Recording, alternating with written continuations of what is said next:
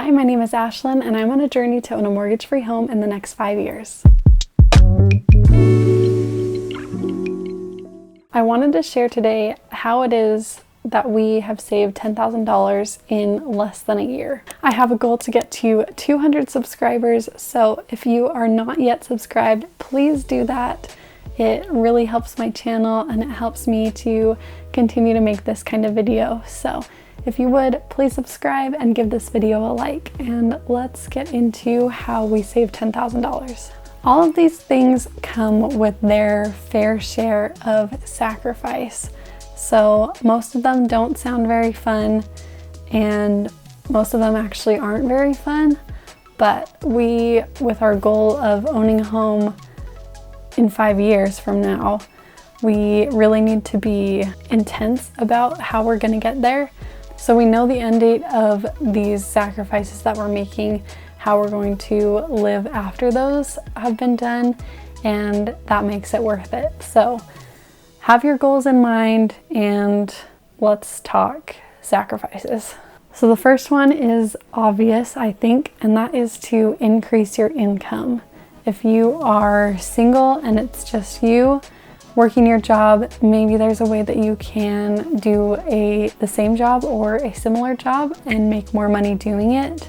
There's also the ability to have more work. So maybe you've got your full-time job and then you have a weekend job that you do as well, and maybe you have a side hustle, that sort of thing. If you're married, then having two of you really helps in increasing that income. For the majority of this year, it's just been me working, so we've only had one income from my side as my husband's been going to school. But he has recently started working now that his school load is a little bit less, and that has really exponentially helped our ability to save.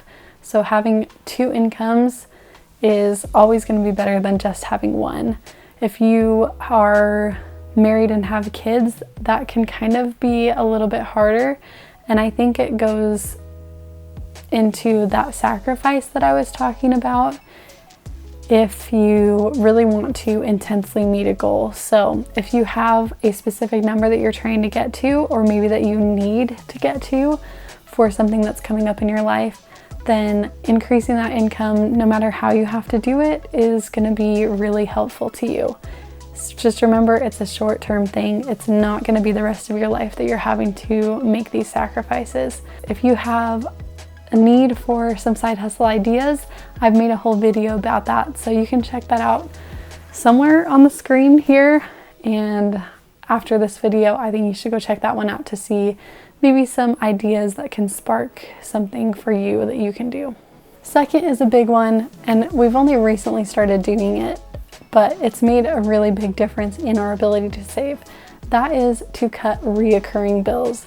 That's things like your phone bill, car insurance, even rent. And it does take a lot of sacrifice to do those things. So for our phone bill, we switched providers. It's taken some sacrifice in having to do the work to make those switches and do the research to find the ones that are going to work the best for us. Car insurance, it's the same thing. We've had to do a lot of research outside of it and doing the work to actually switch over to different car insurances, but the amount of money that it's saving makes it totally worth it.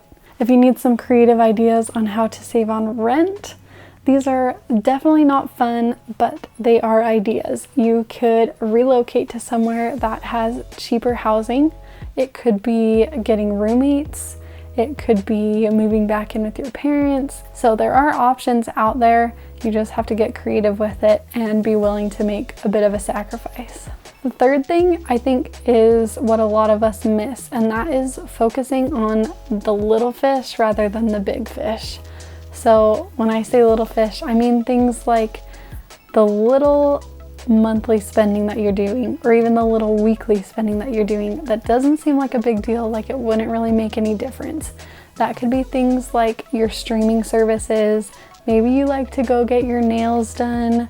Maybe you have a habit of doing a weekly breakfast run or coffee run, that sort of thing.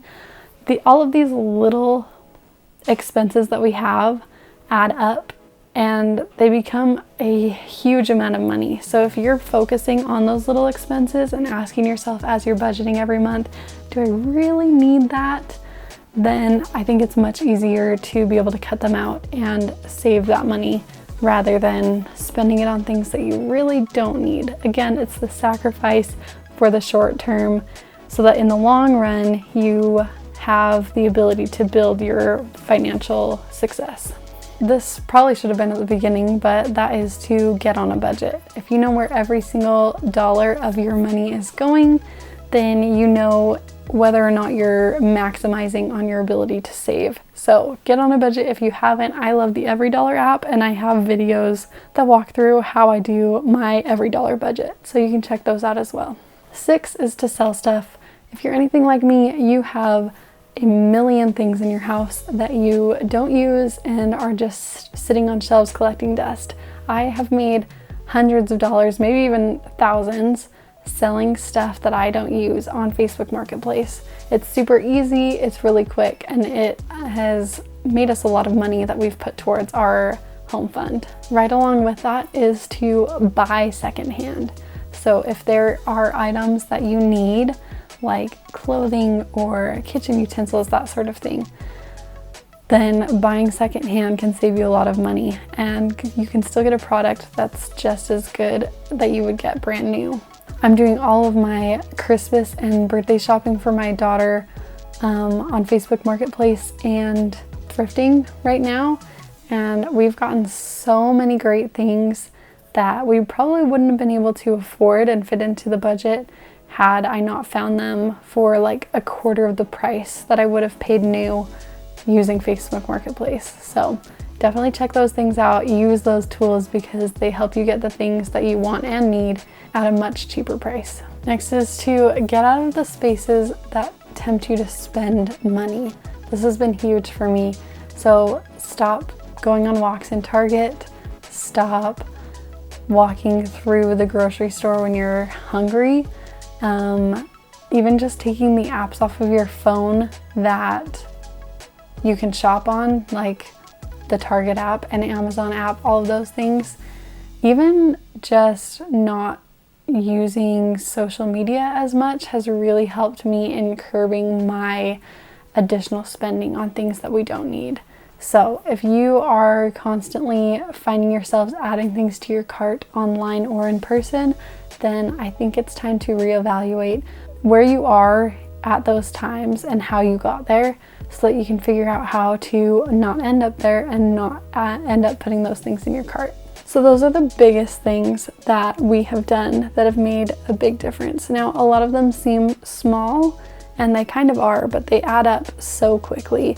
And we've been able to save $10,000 in the last few months, which is very, very exciting. And we plan to continue doing these things so that we can continue towards this goal of owning a home in the next 5 years.